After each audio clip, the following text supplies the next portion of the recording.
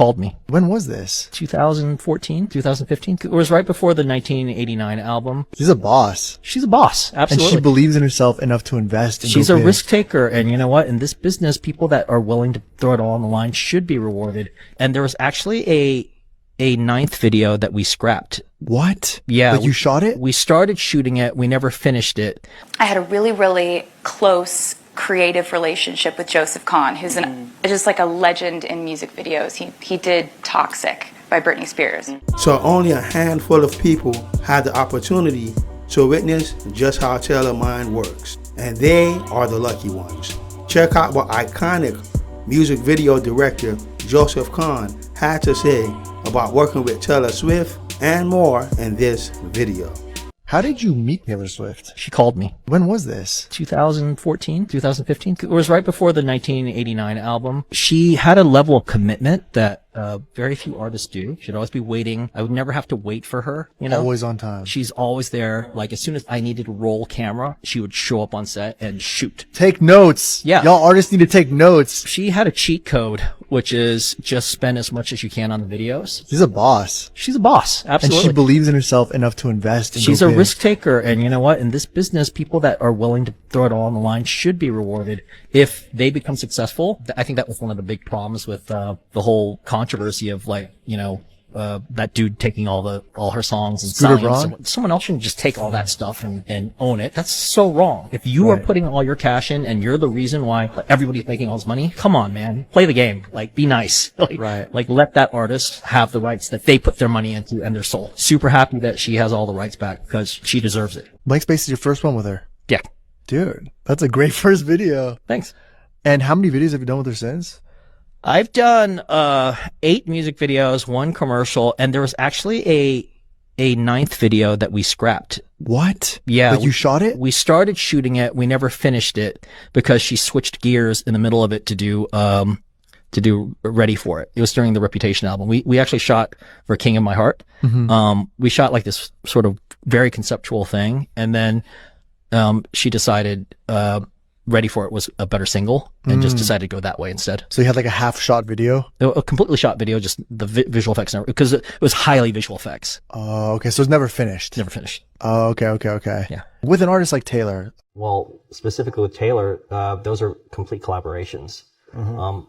I am not a 21-year-old sexy female, and I'm not writing these songs about my life. She's writing about her life, so she'll have some definite ideas in terms of what she wants to do with the songs and what the meaning of it is.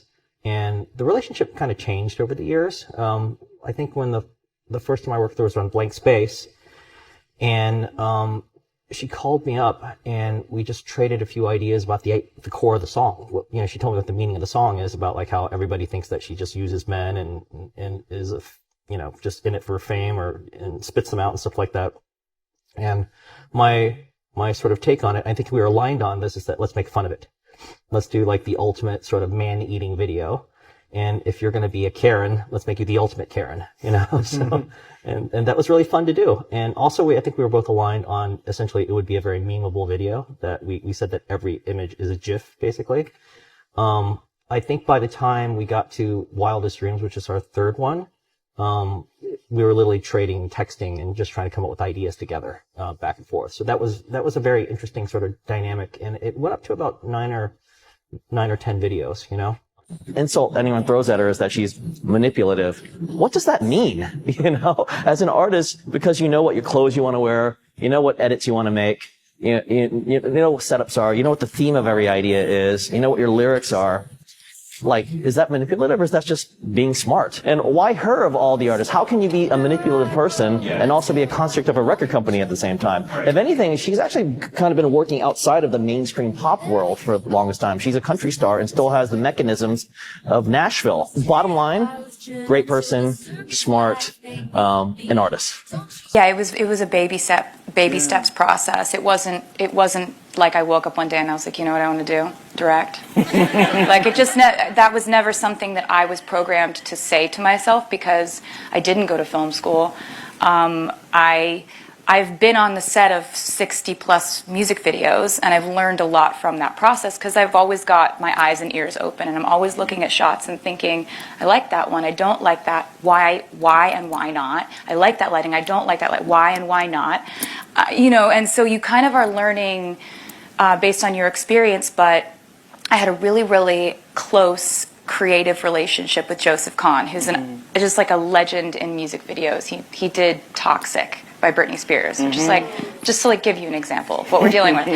And we made several music videos, and we got to the point where I'd call him up and I'd be like, okay, wrote this song called Look What You Made Me Do. I want to come out of the ground as a zombie, right? We're seeing my hand out of the ground and then I'm dead. And then I'm in a bathtub of diamonds, and then there's a mountain of me's trying to kill the current me. And he'd be on the phone and be like, yeah, I know exactly what we're doing. Okay, amazing, amazing.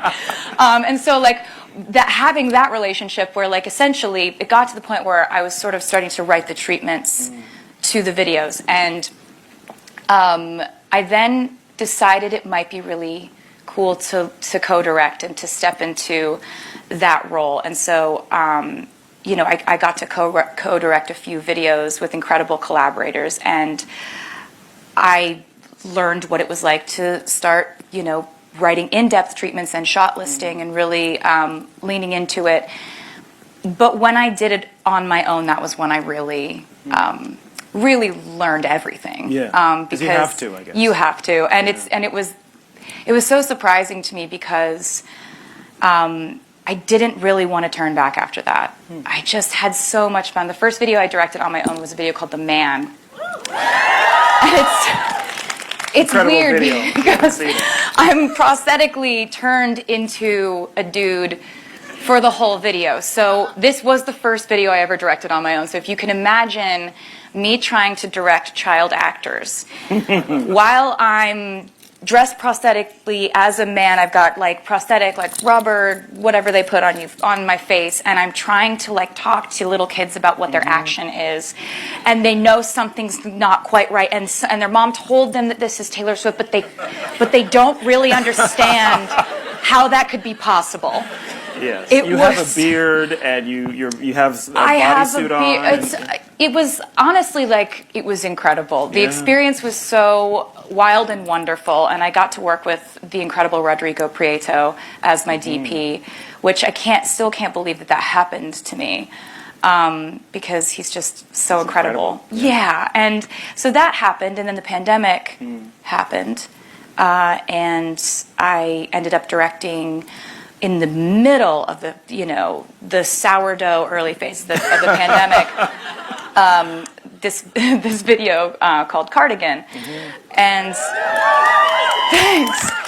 And then I did another one for a song called Willow, and that was when I thought, you know, I feel like I could do more. I feel like I'm ready for more, and so that was when I decided to make the short film. It actually came out of necessity. Like I was writing my videos for years, and I had a video that was a very specific concept I had written, which was that I wanted to be prosthetically turned into a man and live my life as a man.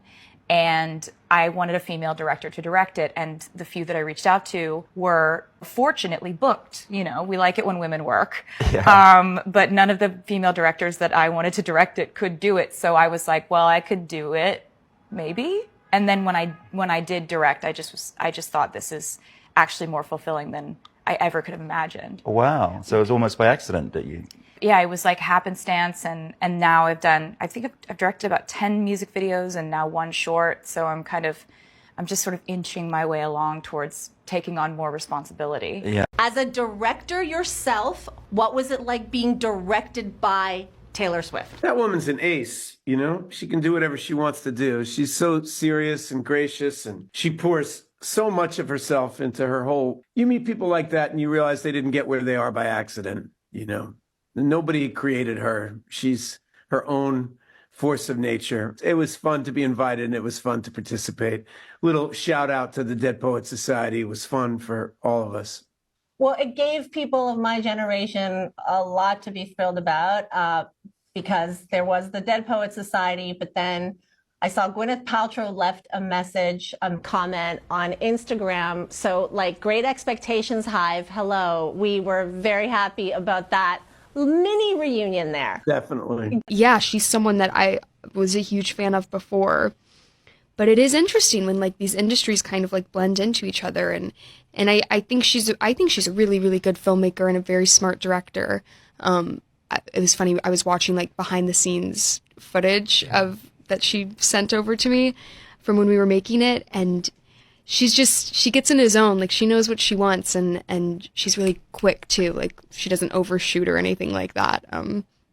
So yeah, I'm excited to kind of see where she goes next with it. So in light of the Joseph Kahn news that I covered recently, I just had to dig up more great stuff from his interview, as well as some stuff from the past, because there are quite a few things he revealed about Taylor that some of us didn't know, like the scrapped Reputation video and how their work relationship started. Speaking of things being revealed about Taylor, check out what NFL commentators Aaron and Teresa had to say about hanging out with Taylor and Travis in the next video.